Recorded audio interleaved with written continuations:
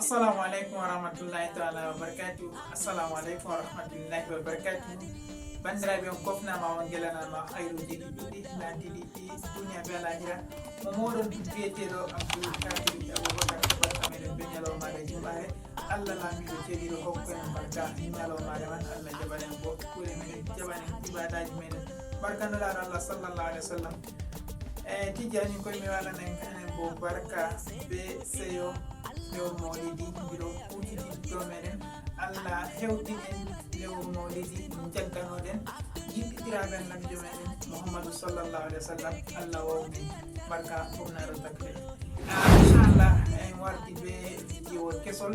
dow ko larani téléphone Android application on mi wardani bandiraɓe larugo tiiɗal jon noon dokki amin onon dara vidéo amin on ɗon commenta on ɗon like amin min wi accumi gaddama vidéo majum gratuit vidéo on je so ta heɓi ceede hidde komin hokka vidéo majum ko bo application je miɗum walla ɗo ɗum application on je surtout a yoɓi ceede maɗa ɗuɗɗe wulde dow hidde ko min hoosa min hokka maɗa application majum. Amma barka darago lewru meɗen lewru mawlidi Muhammad sallallahu alaihi wa sallam do daraki amandu ɗon do darago dalila majum mi acci madda on application man be tiiɗal joni on dokki amin nder chaine amin joyi Fasaha TV inchallah. Application je giɗen dokka application on je to a wani ha téléphone maɗa Android wala mo foti wujjama téléphone malla bo to téléphone maɗa soli a heftan an be hoore maɗa malla bo to téléphone maɗa majjori maɗa suudu a heftan ngel be koyɗum inchallah. Ne waɗata heftiram téléphone majum mi holla on ha vidéo to Allah laamiɗo hokkiri ha yeeso. Application majum a yana télécharge ha Play Store ha be hoore maɗa Chrome Catcher on inde application Chrome Catcher mi windana noon ha sera on bana ni Chrome Catcher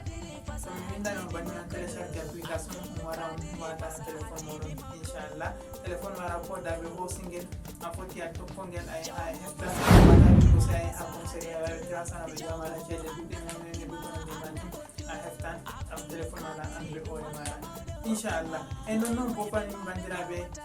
tawite abonugol ha chaine meɗen je Fasaha TV ɓawa toon abonne on partage no sobira moɗon ɓawa toon partage on like ana e vidéoji majum ngam be like ko be partage gon hokkatamin semin tokkatna gon iraɗa application ji bana ɗiɗo ɗo amma to on like ata on partage ta kugal man ngal yadda ɓeɗo menen miɗo wiyen assalamu aleykum wa rahmatullah en fotta ha ragare e vidéo majum bana ni.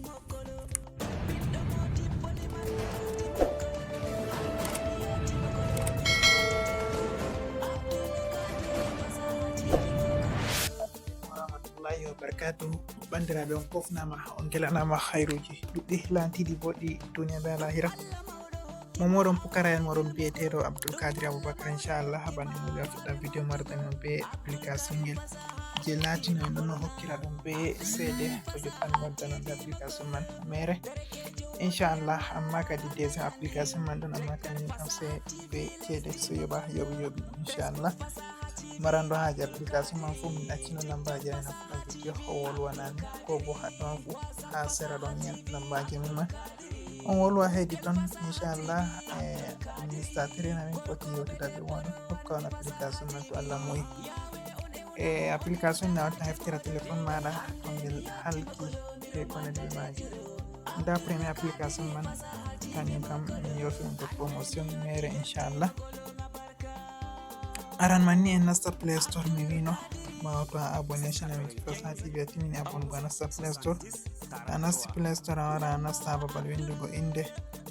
a yiya pellel windugo inde nda ɗum ɗo ha ɗo mi tammi Ariya yewwa se a wara a nasta ha ton to a nasti ton se a ina ha dow miɗo windano inde application man ha sera ɗo a winda Chrome Catcher a windi Chrome Catcher a yiyan application ñel man ɗo on kangel ɗo se a wara a mema dow magel a installa ta tin install go yan ouvrir se hosa yiya dow ouvrir majum bana ni ta yi dow ouvrir man application man gel maɓɓitante bana ni tangel maɓɓitima bana ni a yiyan ha les nda ha ɗo waɗi anglais ha dow bo ɗo waɗi start setup ta yi ha anglais ɗo dedei hollete langueji dedeji a famata je a nanata to se a hosa kala langue maɗa je a yiɗi je a nanata fu to arabe to anglais to français to chinois be ko nandi majum. To a hosi semi mi hosi to anglais ɗo se a hosa wara iya ha start setup ɗo to a ini ha ton waddante bana ni a yi'an ha les aɗo waɗi next mana sivan, sai a ina ha waɗi sivan go sai a wara ɓiɗɗa ha camera ɗo, a yi'an camera ha dow, a wara huɓɓa camera en man bana ni, nda ɗum ɗo ɓe ƴami a huɓɓa. to ta huɓɓi ɓawo ta huɓɓi sai a wara i haɗɗo waɗi ɗo ta i ha ton sai a wara yi'an nda next ha les, ta i next a wara huɓɓa location maɗa, mana lokoni nemari ɗum wiyata location mani onon kam saba en dillatan dow banni man, sai a iyani to wari waddante banni wara iya ok, tammi nda on jan haɗo waɗi ok haɗɗo so ina ok, ton ini ok wadda non haɗɗo so wara on hosa on mema je dow ɗo ton memi je dow je ɗo man ɗo so hosa on waɗa retour haɗɗo, ton waɗi retour so waɗa on ina ton ini ton on feere hollete banni feere hollata banni, so wara iya next ha les, to eyi ha les man next ɗo haɗɗo ɓe ƴamete a lowa email address maɗa bandiraɓe. Email address ya lowata ɗo kala mo hosima téléphone fu to habde o maɓɓita ngel maɓɓitittako téléphone ngel majum, ngel filman photo mako, to ngel filmanima photo mako directly application go yerɓante photo goɗɗo man hedi email address go, to nanema téléphone maɗa halke yiɗi a hefta ɗum, email je maɓɓitiri application man ha téléphone maɗa on ammandoto be email address on ammandoto be mot de passe je email address maɗa. A ƴewan téléphone sobajo maɗa ko téléphone debbo maɗa to ko téléphone materma ko téléphone pater maɗa mana père maɗa, a hosai ha wara login email go hatton a lornita ha téléphone feere, tami en ɗo andi ko fu en lortinirta téléphone email address muɗum ha téléphone, masalan aɗo hutinira be téléphone a sankingel a sodi kesel a yiɗi a lortina email address maɗa banni man on a lowata email address maɗa ha téléphone je a yiɗi heftirgo téléphone maɗa go. ta lowi email address man ni a nasti nder ton ha babal message email address tan ɓe yerɓanima dedei photo goɗɗo mo hosi téléphone maɗa ko bo dedei mo jukkanima téléphone maɗa, ngel yerɓante photo mako, to ngel yerɓanima photo mako ngel yerɓante be ha dedei address ha wuro ngo woni, ko bo faddende o woni ko bo country mana pays je o woni fu be téléphone maɗa ɗum yerɓante hedi email address go a hosa trasa a tokko téléphone maɗa ha woni fu a yaha a hosita ɗum a wartira. To e ngara en lowa email address man bana ni, ta ini ha ɗum ini ɗo sai wara ina continue haɗɗo, ta ini continue waddante nda email address ɗo ɗon duran téléphone maɗa hosa je a hosata fu, to wala email address duran téléphone ma bo to ɗo bo c'est bon kadi a hosa gotel majum. to zam hosi email address am sai wara iya ha waɗi ok ha les, ta i ok a muña seɗɗa email address meren joɗi bana ni, sai wara ina ha next ha les, to i next ɓe hollete a hoɓa enable notification mana a yi'a notification to ngel filmanima photo goɗɗo mo jukki téléphone maɗa, ko masalan a accingel har a branche ngel ɗo charge ni,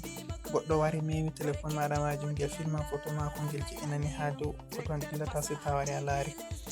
sai a hosa waɗa next fahin, ta waɗi next nda waddante haɗo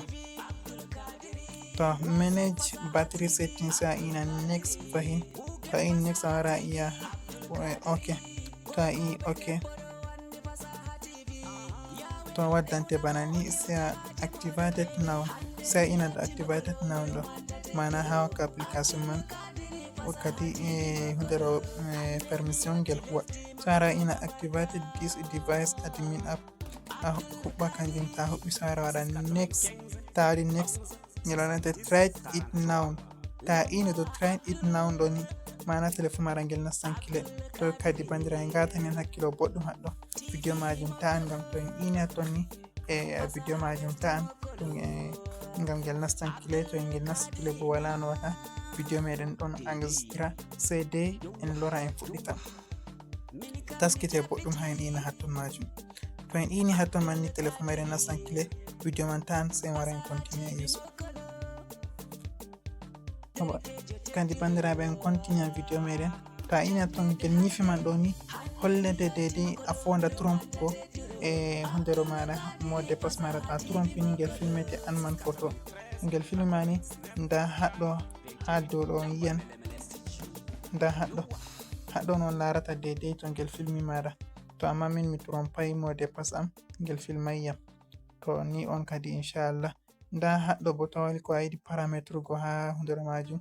a warata a parametre kala ko ayidi parametre go fu bana ni man an janguro français foti heftade mbi hakkilo. Ɗo bo home dedei hundero nema mbiyata about pour application majum. Ɗo bo pro ta nasti dedei ko ayidi application man ngel huwane kujeji fere to kam si ta yoɓi be ceede be carte bancaire maɗa hidde ko ɓe hokke dama huwugo be majum inchallah. To ngam majum bandiraɓe ɗo on ragare video meɗen en waɗi retour en hoti ha fuɗɗam téléphone meɗen on kofnama guelanama hayruji ɗuɗɗi sosai. Ɓeɗo miɗo wiyen assalamu aleykum warahmatullah ha jemma jengi min wi 6 minutes. Bandiraɓe mi tammi on daari video ni ka fuɗɗon haragare min seka bo on faami video man yaharde himɓe majum nde woni ha fahinta bo inchallah en ɗo mari application na heftirta téléphone maɗa mana en trasata téléphone maɗa ɗo ka en waɗi na heftirta téléphone majum ko dawe hosingel wala mo foti utilisa be magel be konande majum nono jiranda bayaniji hidiri je en arti wayde ga fuɗɗam video. En ɗo mari application majum fayin bo deuxième application jiro majum amma application man numéro jam ɗon ha dow ɗiɗi je hokki 684 be 650 numéro MTN be Orange on tokka hedi numéro majum ƴama application majum min hokka on application man inchallah. Application on tangel bo bongel filingel sosai mi yiyama bangel ɓurani gello kugal to Allah nami en potte ha WhatsApp banani. Salamu aleykum.